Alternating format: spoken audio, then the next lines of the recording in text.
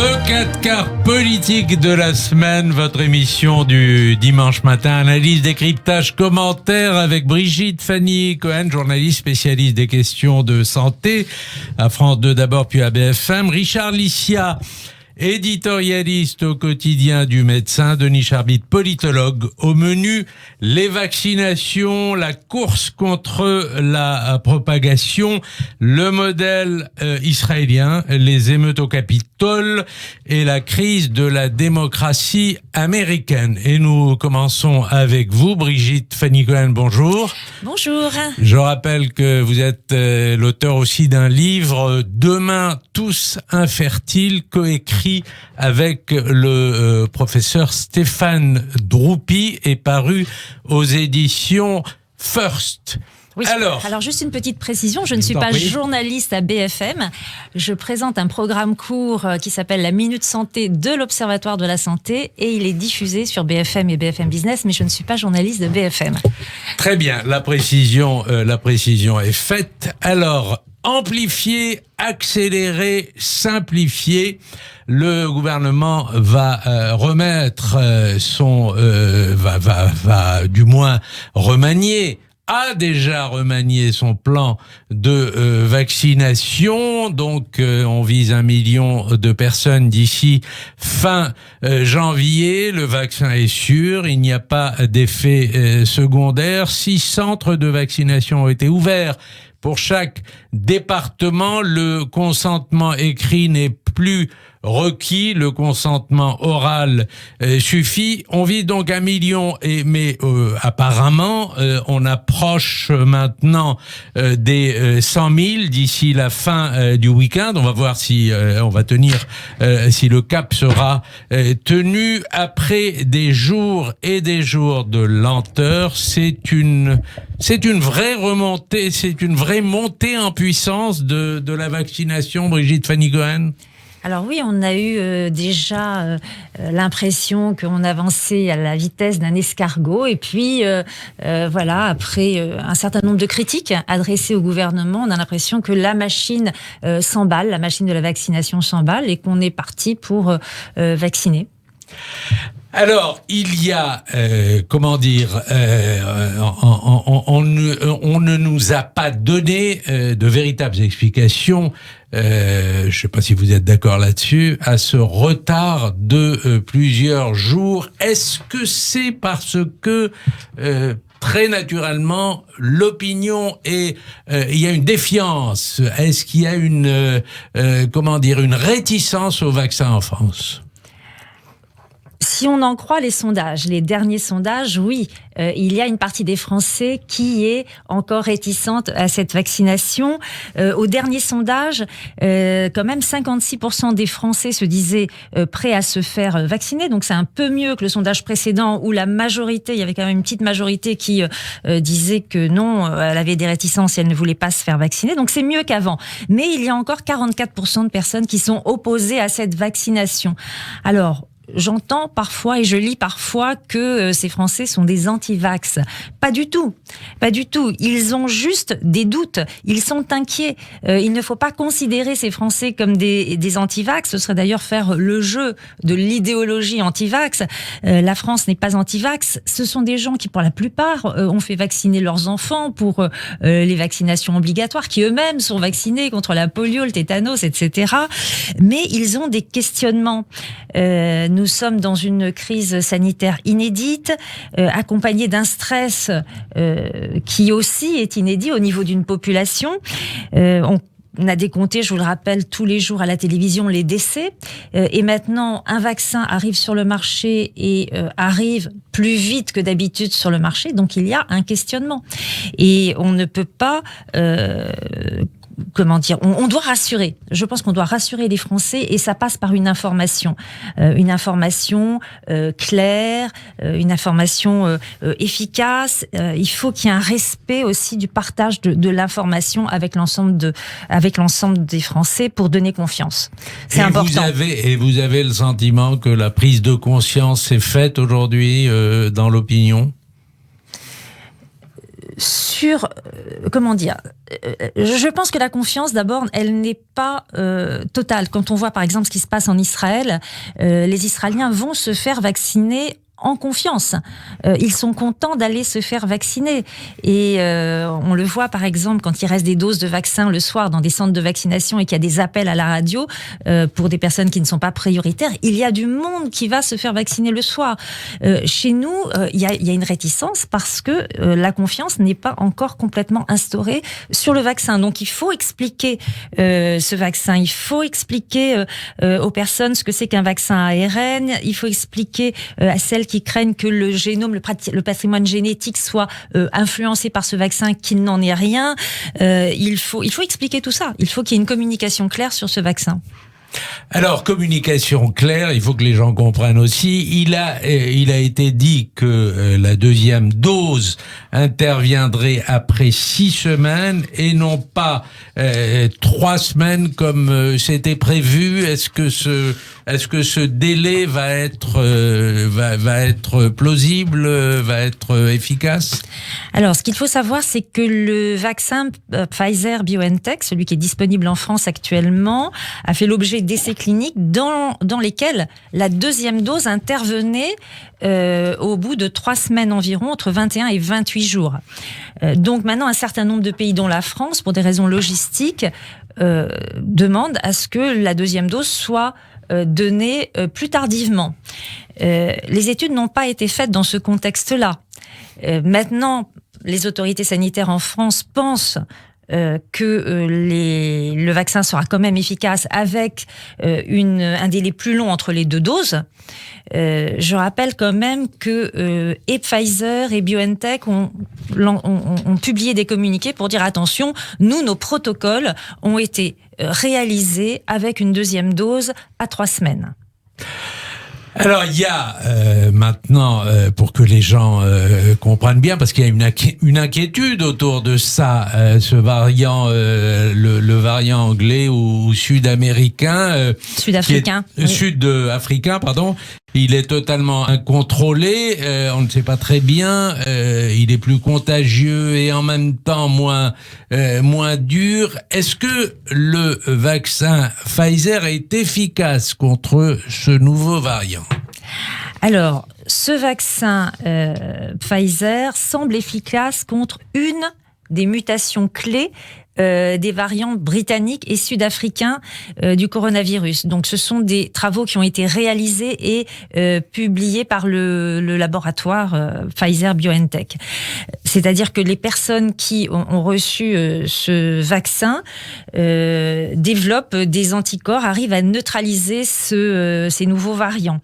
Mais ça ne veut pas dire que le vaccin sera efficace contre les nouveaux variants anglais et sud-africains, parce que pour l'instant, on sait que ils sont efficaces contre une des mutations des variants britanniques et sud-africains, mais on ne sait pas si le vaccin est efficace contre tous les variants, toutes les mutations, de ces variants. Il y a une inconnue quand même. Dernier point, en tout cas sur cette première partie avec vous, en Israël, on a mis en place, il y a d'ailleurs un article très intéressant, on va en parler tout à l'heure, dans le JDD sur le modèle israélien, expliqué par celui qui l'a conçu et qui l'a mis en œuvre. Mais cette histoire de passeport Covid qui a été effectivement mise en place en Israël, est-ce que ça peut s'envisager en France? Est-ce que c'est une bonne idée? En tout cas, c'est une idée qui déplaît fortement. Ce projet de passeport sanitaire, je rappelle que pour l'instant, l'idée, elle a été repoussée. Parce que ça veut dire qu'on va subordonner certains déplacements ou certaines activités, par exemple culturelles, ou certains déplacements à l'étranger ou en train, peut-être même à l'intérieur de l'Hexagone, au résultat, à la présentation d'un document qui va attester que la personne a bien fait son vaccin. Donc, c'est vrai que d'un point de vue légal, cette question, elle fait débat dans le milieu juridique, parce que beaucoup de juristes se posent la question.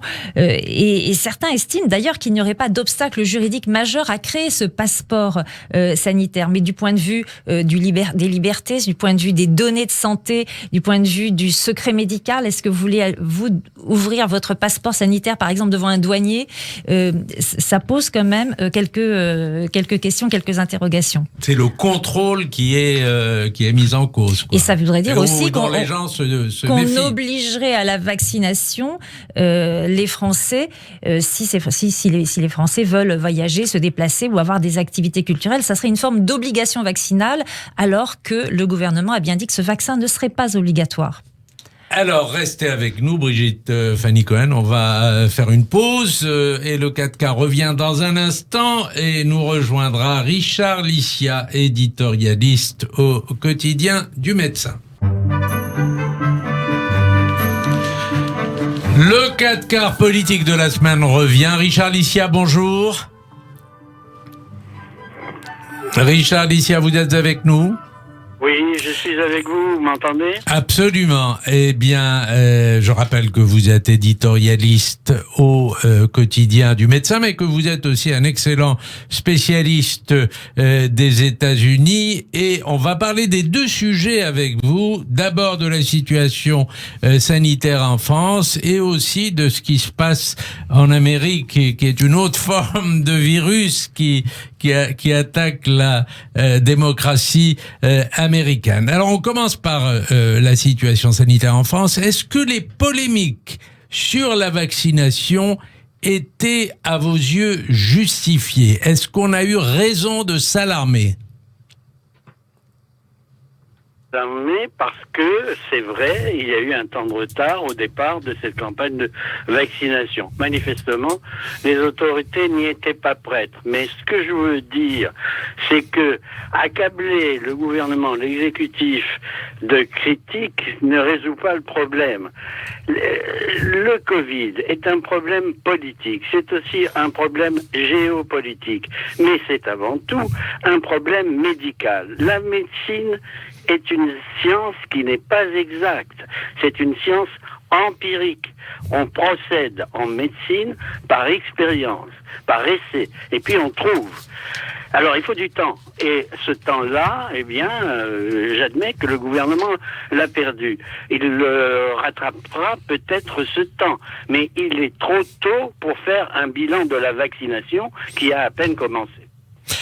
Alors, Monsieur Castex, le Premier ministre, on l'a entendu jeudi soir dernier, il a dit qu'il n'y avait pas que la logistique, c'est un aspect majeur, mais il y a aussi l'aspect psychologique, il fallait s'assurer de l'adhésion des Français. Est-ce que c'est un argument valable, d'autant qu'il n'a rien été dit sur sur la mobilisation par l'exemple des responsables politiques? C'est un argument à la fois valable et pas valable. Le meilleur moyen de convaincre les Français qu'ils doivent tous se faire vacciner, c'est de vacciner et de guérir. Cela dit, il faut bien comprendre aussi que le gouvernement a eu peur de la levée des boucliers. Les Français sont indisciplinés, ils l'ont encore prouvé à Noël et au jour de l'an.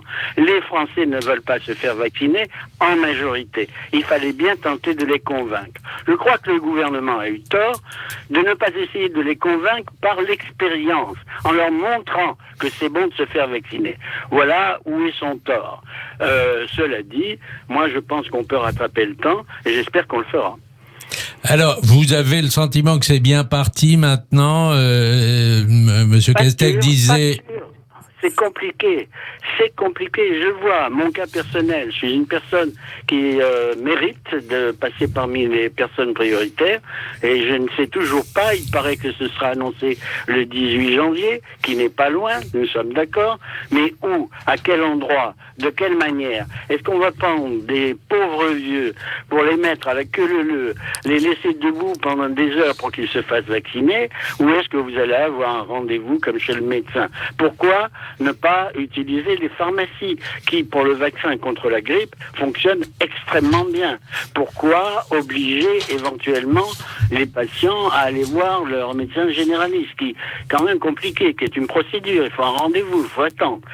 Donc, j'aimerais avoir des explications là-dessus. Je ne suis pas un critique acharné de l'exécutif, mais je vois quand même les problèmes pratiques que pose la vaccination. Oui, d'autant que le problème a été la logistique. On en parlait il y a un instant avec Brigitte Fanny Cohen. Il y a un article ce matin, je ne sais pas si vous l'avez vu, dans le JDD, sur le modèle israélien expliqué par l'expert qui l'a conçu, Ran Belisser, président du Conseil des experts Covid-19 auprès du gouvernement. Et ce grand spécialiste de la planification médicale affirme: nous avons beaucoup investi dans la logistique. Apparemment, il y a d'autres aspects qui ont compté. Le fait que Israël est un petit pays, qu'il y a un système de maillage par les Coupatrolim qui a assez bien fonctionné, que le gouvernement est habitué à agir dans des scénarios de crise. Tout ça, ça explique le modèle israélien, mais qu'en est-il de ce maillon faible apparemment en France, qui est celui de la logistique? Eh bien, comparaison n'est pas raison. Israël se débrouille très bien. Félicitations. C'est, comme vous l'avez dit, vous avez tout dit.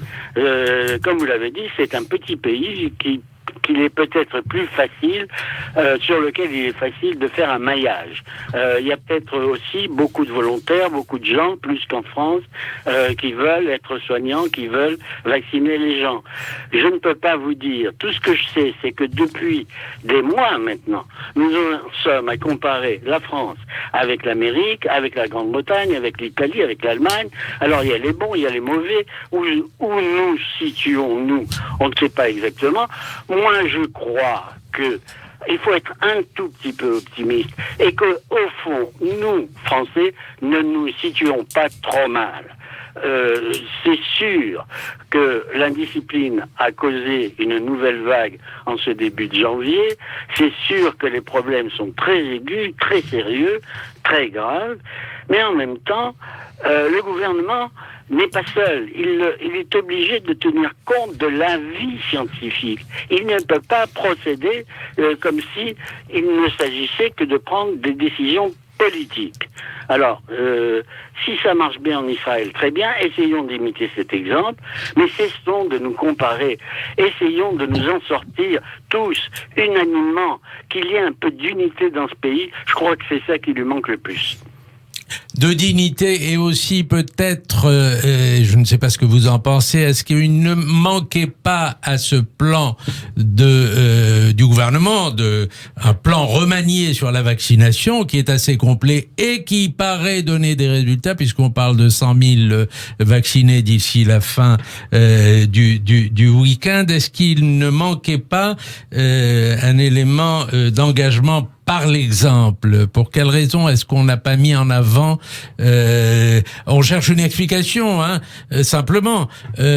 Pour quelle raison est-ce qu'on n'a pas mis en avant les membres du gouvernement, éventuellement le président de la République, qui aurait décidé de se faire vacciner pour rassurer et pour montrer l'exemple? Mais l'explication, nous la connaissons. Ça fait maintenant 3 ans que l'exécutif est attaqué de toutes parts. Il ne fait jamais rien de bien. Jamais rien. Donc, il y a actuellement, au sein du gouvernement, la peur de la réaction populaire et surtout la peur de la réaction politique.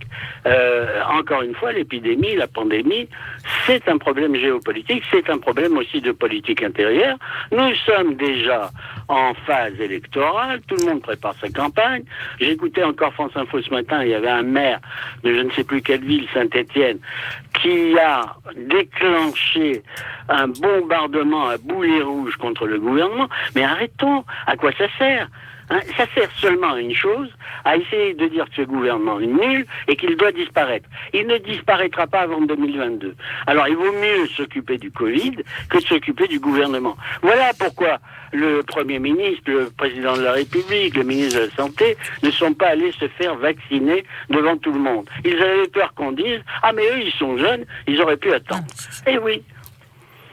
Alors, c'est votre avis aussi, Brigitte Oui, c'est exactement Fanny-Cohen, ce qu'a expliqué Olivier Véran, parce qu'on lui a reproché de ne pas se faire vacciner, de donner l'exemple.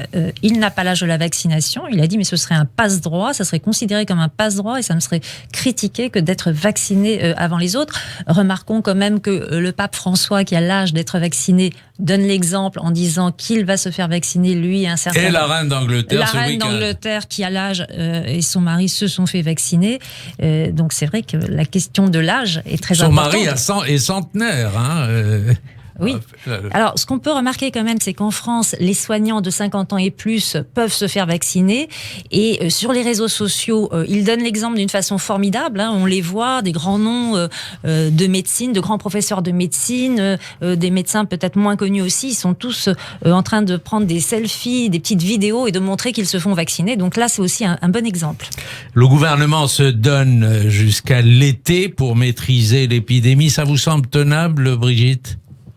C'est difficile de faire des paris, mais on peut imaginer qu'entre la vaccination et les gestes barrières, on va peut-être pouvoir contenir l'épidémie d'ici la fin du printemps. Alors, on va marquer une pause et ensuite on vous retrouvera. Restez avec nous, Richard Licia, parce qu'on a besoin de vos lumières sur la situation américaine dont on va parler dans un instant. Le 4 quarts politique revient et nous retrouvons Brigitte Fanny-Cohen et Richard Licia. Richard Licia, bonjour, je vous salue de nouveau. On vous a entendu dans une première partie sur la vaccination et là on va parler des États-Unis dont vous êtes un spécialiste que vous connaissez bien. Il y a eu un ébranlement cette semaine dans la démocratie américaine. Des émeutiers ont pénétré dans le Capitole. On a vu des élus complètement terrorisés. Dans ce chaos, 5 personnes ont été tuées. Vous qui connaissez bien l'Amérique, est-ce que vous l'avez reconnu dans ces images ? Non. C'est quand même sans précédent. On a beau dire que la Maison-Blanche a été incendiée en 1812, mais c'était par les Britanniques, c'était pas par les Américains. Non, c'est quelque chose d'épouvantable. C'est quelque chose qui, si il n'a pas été planifié, est quand même le résultat de l'appel de Trump à ses soutiens pour qu'ils aillent envahir le Capitole afin d'empêcher la certification de l'élection de Joe Biden. Donc il y avait une intention très claire, empêcher le fonctionnement des institutions. Empêcher le fonctionnement des institutions, s'attaquer au contenu de la Constitution, ça s'appelle un coup d'État. Alors, n'exagérons rien, c'est pas un putsch, les militaires n'y étaient pour rien, c'est pas un coup d'État dans le sens où il aurait réussi. La certification a été accordée à Joe Biden à 3h30 du matin, mais c'est quand même une attaque invraisemblable contre la plus grande, la plus puissante démocratie du monde, qui s'est trouvée en l'occasion extrêmement faible, puisque les 2000 gardes du Capitole n'ont pas été capables de repousser les assaillants. Alors il y avait peut-être des bombes dans les coffres des voitures, mais les assaillants n'étaient pas armés. Et je vois pas en quoi c'était tellement difficile de les repousser. Il y a eu quelque chose qui ne s'est pas bien passé, probablement une absence totale de communication entre la mairie de Washington et les autorités fédérales. Je ne peux pas vous dire exactement ce qui s'est passé. Mais ce dont je suis sûr, c'est que l'idée de Trump, c'était d'arrêter le fonctionnement des institutions. Il est presque arrivé. Avec beaucoup de facilité quand même. Comment vous explique ? Parce que Est-ce que c'était une action préméditée? Comment vous expliquez cette facilité avec laquelle les émeutiers ont pu pénétrer dans ces lieux? Eh bien, parce que, comme dans tous les cas, comme ça a été le cas souvent avec les Gilets jaunes et les Black Blocs, on essaye d'éviter les pertes, les décès, les morts. Et donc, je pense que la police du Capitole n'a pas osé faire usage de ses armes, sauf une fois où un policier en civil armé d'un revolver, harcelé par les émeutiers, a tiré sur une femme et l'a tuée. Mais le reste du temps, c'était des coups de poing, c'était de la bagarre. Je crois que... et comment vous dire, le pouvoir étant encore à Trump, il était difficile de contrer l'appel que Trump a lancé à ses supporters. Et donc, on n'a pas su trop bien quoi faire parce qu'il n'y avait pas une autorité égale à Trump qui aurait pu empêcher ça ou contrer l'appel. Que risque Donald Trump dans les jours qui viennent avant le 20 janvier, c'est-à-dire dans les semaines qui viennent? Est-ce qu'il peut être destitué? Est-ce qu'il peut y avoir un impeachment? Non, mais il peut y avoir une procédure d'impeachment. Et elle peut continuer au-delà du 20 janvier, puisque c'est le 20 janvier à midi qu'il perd ses fonctions et qu'il redevient un citoyen lambda. Et il n'est pas exclu que les démocrates, qui sont quand même très fâchés, ne poursuivent pas cette procédure jusqu'au moment où Trump sera un simple soldat, un civil, et qu'il aura cette tâche en plus sur son bilan. Mais quoi qu'il arrive, moi, je crois que finalement, ils vont renoncer à l'activation de l'article 25 de la Constitution qui prévoit un impeachment rapide. Et Monsieur Trump va se retrouver quand même face à la justice une fois qu'il ne sera plus président. Il y a deux grands dossiers qui le concernent. C'est d'une part ses affaires immobilières qui ne sont pas honnêtes. Et donc, il aura à répondre de cas de fraude et surtout de non-paiement des impôts. Vous savez qu'on a eu la peau d'Al Capone, pas pour ses crimes, mais pour le fait qu'il ne payait pas ses impôts. Et deuxièmement, il devra rendre des comptes sur tous les mensonges qu'il a prononcés pendant son mandat, qui sont au nombre de 40 000, et pour tous les actes qu'il a commis et qui n'étaient pas conformes au droit.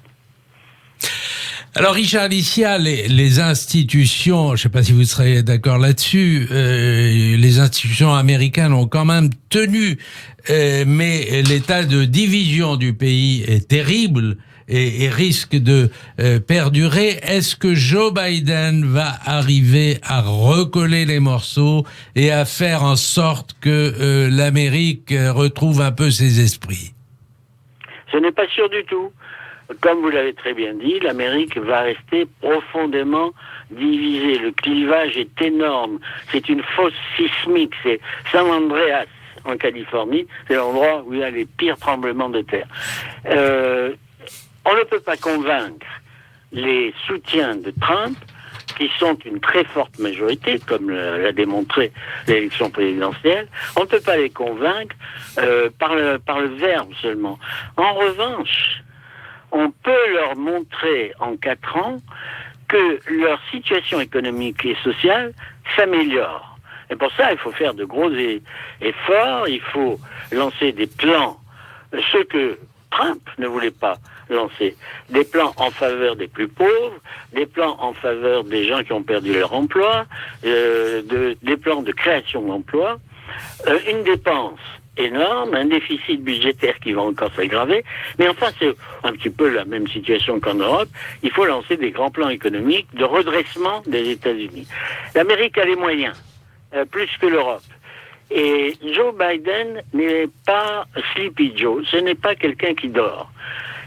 Son apparente apathie a été une technique électorale remarquable. Et il n'a pas levé un mot plus que l'autre. Et il a fait semblant d'être endormi, quoi. Non, il était très vigilant, et sauf quand il a eu le débat avec Trump, et où il lui a dit qu'il en avait marre. Mais c'est tout.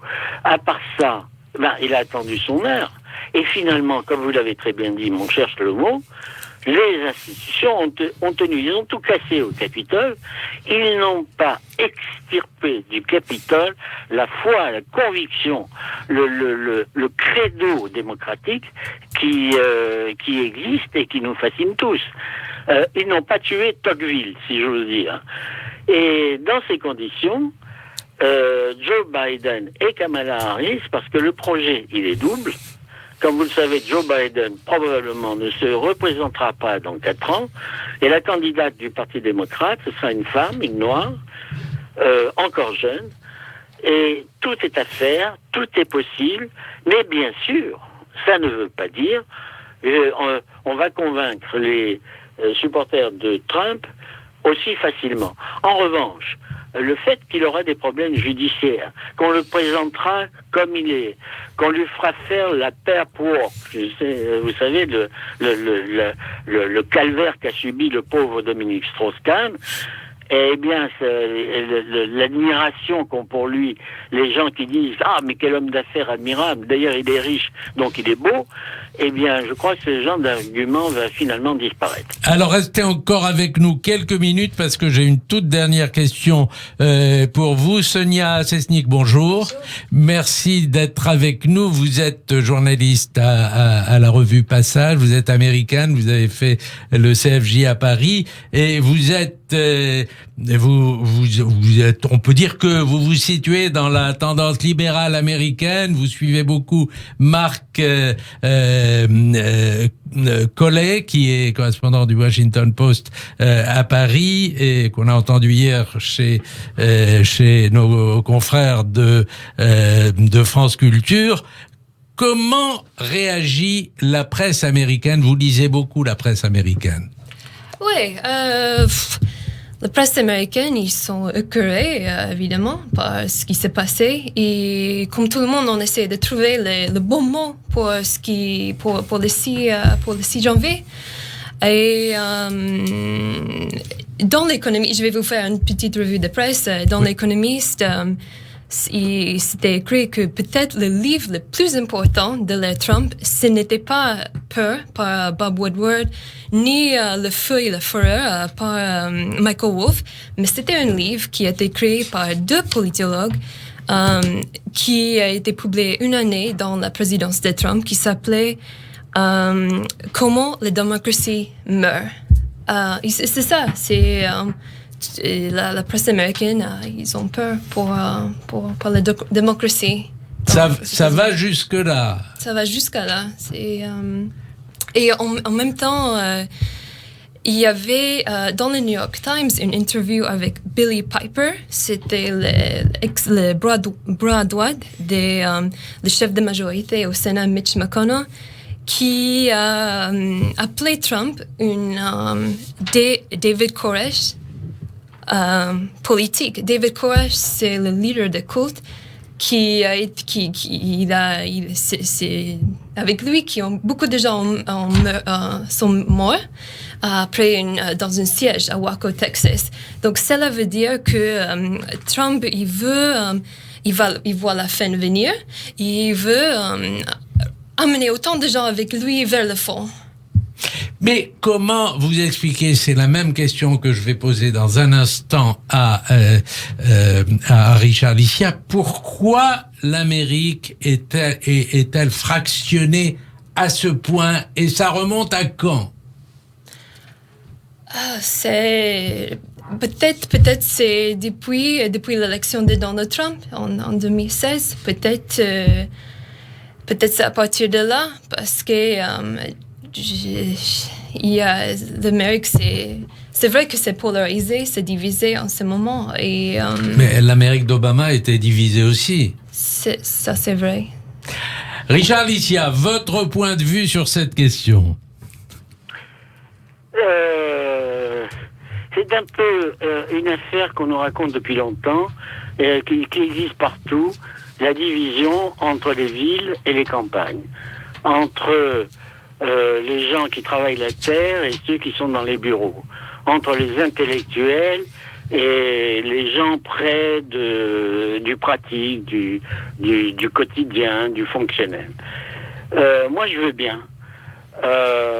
Sauf que, d'une part, comme l'a dit ma consoeur, Trump a déclenché des pulsions sous-jacentes qui ne s'étaient pas exprimées jusqu'alors, en leur disant que, à eux, les soutiens de Trump, qu'ils étaient des héros. Et en plus, je dois dire qu'il y a quand même un très gros problème, c'est que Trump a la qualité qu'avait Reagan.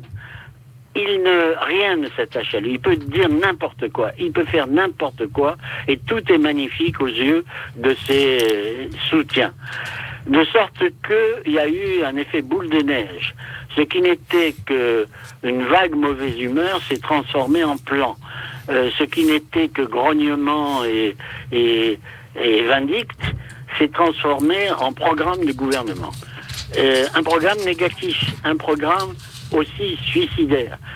Et donc, on ne verra pas tout de suite la fin de ce phénomène. D'aucuns parmi les supporters de Trump se réclament du Tea Party, de la révolution américaine, de la qualité de leur cause. Mais en réalité, on ne fait pas un programme dans une grande démocratie comme l'Amérique si on n'a pas un minimum de vertu. On ne bâtit pas une société sur le mensonge. On ne la bâtit pas sur les faits alternatifs. On ne la construit pas en se contentant de médire, de se livrer à la calomnie, de se livrer à des abus de pouvoir, toutes choses que Trump n'a cessé de faire. Ce qui est disqualifié, c'est la malhonnêteté. Et je crois qu'un minimum d'éthique en politique est absolument indispensable. Et j'espère que Joe Biden et Kamala Harris auront cette capacité d'incarner la vertu en politique. Alors vient de nous rejoindre Denis Charbit, qui est politologue, professeur à l'université, professeur de sciences politiques à l'université de Tel Aviv. Denis Charbit, bonjour. Bonjour. Alors vous prenez le débat en cours. Et comment, et vous allez nous donner le point de vue israélien, comment perçoit-on en Israël l'arrivée de Joe Biden dans les conditions qu'on connaît et dont on vient de parler? Écoutez, les choses bougent parce que c'est vrai que à la suite de son élection, on a cessé d'exprimer en Israël, dans l'opinion publique, dans les sondages d'opinion, une inquiétude. Est-ce que l'administration va être fidèle, même si elle ne le sera pas tant que Donald Trump, mais elle le sera quand même. On a essayé de rassurer en disant, ça a été un ami d'Israël depuis longtemps. Netanyahou lui-même a déclaré qu'il le connaissait déjà depuis plus de 40 ans, etc., etc. Mais c'est vrai que la suspicion était grande. Il est vrai qu'aujourd'hui, après les événements, on sent bien dans le discours des officiels comme des observateurs une volonté, alors certes peut-être ça et là, de préserver le bilan au Moyen-Orient et pas simplement à l'égard d'Israël avec les fameux accords d'Abraham, mais de l'autre côté de bien dissocier, de bien distinguer le personnage et sa contribution désastreuse, je dirais, à la démocratie et à la vertu dont on parlait à l'instant. Et ça, je dirais que de ce point de vue-là, ça permet à Joe Biden, qui effectivement était soutenu, dit-on en Israël, que par un tiers des Israéliens, eh bien, d'arriver finalement comme celui qui va, redorer le blason de la démocratie américaine après qu'elle ait été aussi bouleversée et secouée par l'attitude totalement irresponsable de Donald Trump. Est-ce qu'il y a un risque que Joe Biden revienne sur les accords tripartites avec le Maroc, avec les Émirats, avec Bahreïn? Est-ce qu'il peut revenir là-dessus? Non, absolument pas. D'abord, il n'a aucune raison de le faire. Il a bien souligné lors des débats présidentiels, donc ça remonte au mois d'octobre, que c'était sans doute un acquis de l'administration Trump. C'est la seule concession, je dirais, qu'il a faite en matière de politique étrangère.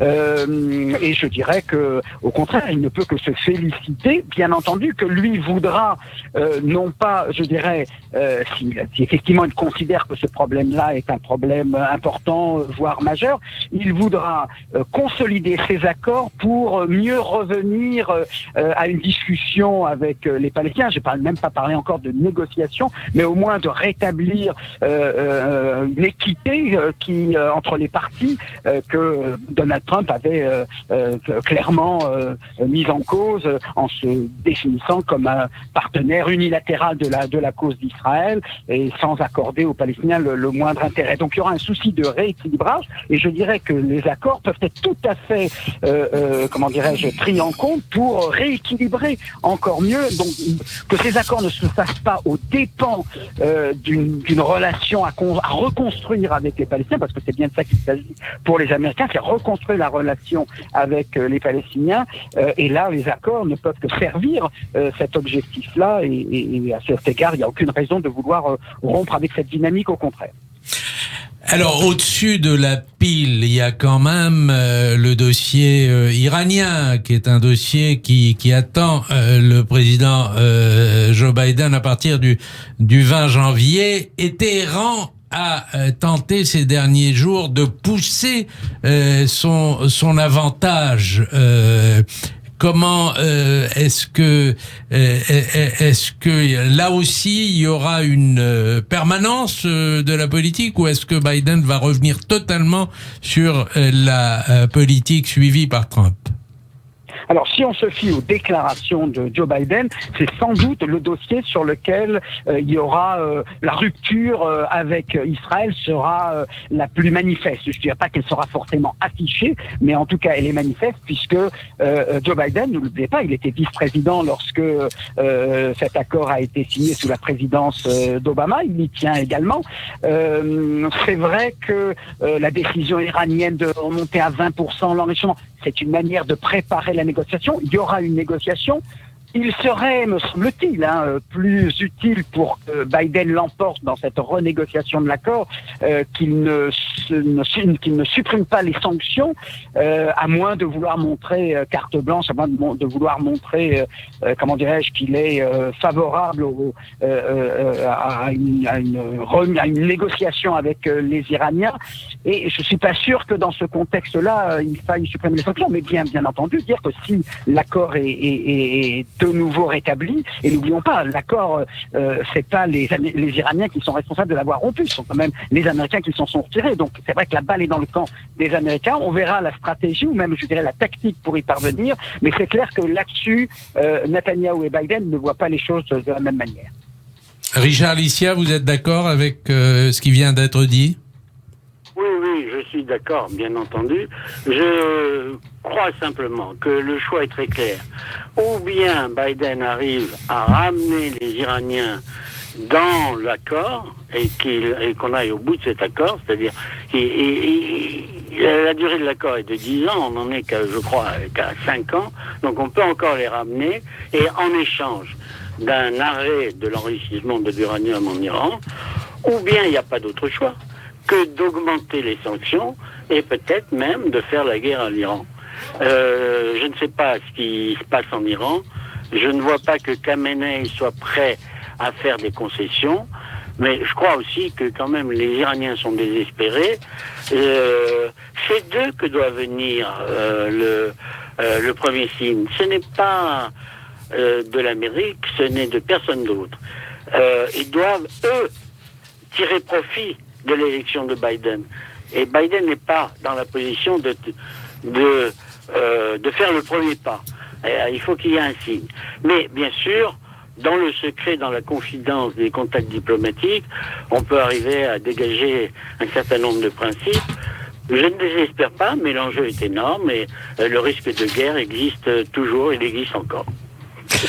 Alors, pour terminer, je vais vous surprendre tous les deux. On a parlé de vaccination et on a parlé de la politique américaine. Je voudrais avoir votre sentiment à tous les deux pour finir cette émission sur le 25e anniversaire de la mort de Mitterrand. Emmanuel Macron s'est recueilli sur la tombe de son prédécesseur. Qu'est-ce que ça vous inspire à tous les deux? Richard, Alicia, vous voulez commencer? Ah, je veux bien, mais j'ai pas grand-chose à dire. Je ne pense pas que ces commémorations aient d'autres buts que électoral, disons. Hein, c'est commémorer Mitterrand, commémorer Chirac, commémorer qui vous voulez, Giscard d'Estaing. Dans le cas de Giscard qui vient de mourir, il y avait des choses effectivement à dire. Et puis l'inspiration de Macron, elle vient un peu de Giscard, donc c'est très compréhensible. Je ne vois pas quel rapport, autre que le fait qu'il soit président, Macron a avec Mitterrand, et quand même mort il y a 25 ans, donc un quart de siècle, et qui n'est pas pour la Macronie le rêve, l'idéal politique. Mitterrand était quand même très à gauche, il a fait des budgets, il a pris des décisions. Alors, chaque président a fait quelque chose qui est resté quand même. On ne peut pas nier que Chirac est le premier à avoir reconnu la responsabilité de la France dans la déportation des Juifs de France. On ne peut pas nier que Mitterrand a aboli la peine de mort. Donc on peut toujours commémorer. Mais au fond, c'est utiliser le passé pour le présent. La présidence rend hommage aux anciennes présidences pour durer non seulement le temps d'un mandat, mais le temps d'un second mandat.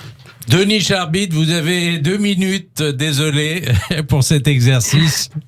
Je ferai ça très court. Écoutez, la France est une nation historique et donc elle aime se souvenir, voilà, des grands hommes. Regardez le Panthéon, hein, c'est dévoué à l'exaltation des grands hommes qui ont servi la patrie et je dirais même l'humanité. Alors c'est vrai que là, dans le contexte, c'était les 50 ans de la mort de Gaulle, c'était la disparition de Giscard d'Estaing. Donc voilà, ça s'inscrit là-dedans. Je n'ai rien contre, hein, absolument pas. À ceci près que je voudrais peut-être dire que dans le contexte actuel, on voudrait que la présidence s'occupe un peu plus des Français aujourd'hui et de la crise de la pandémie et peut-être laisse aux autres le soin de commémorer et de rappeler le souvenir effectivement de François Mitterrand qui a eu effectivement un grand rôle dans l'histoire de la vie politique française. Merci à tous, c'était le 4 quarts politique de la semaine avec cette semaine Brigitte, Fanny Cohen, Richard, Licia, Denis Charbit. Bonne semaine à tous et à dimanche prochain.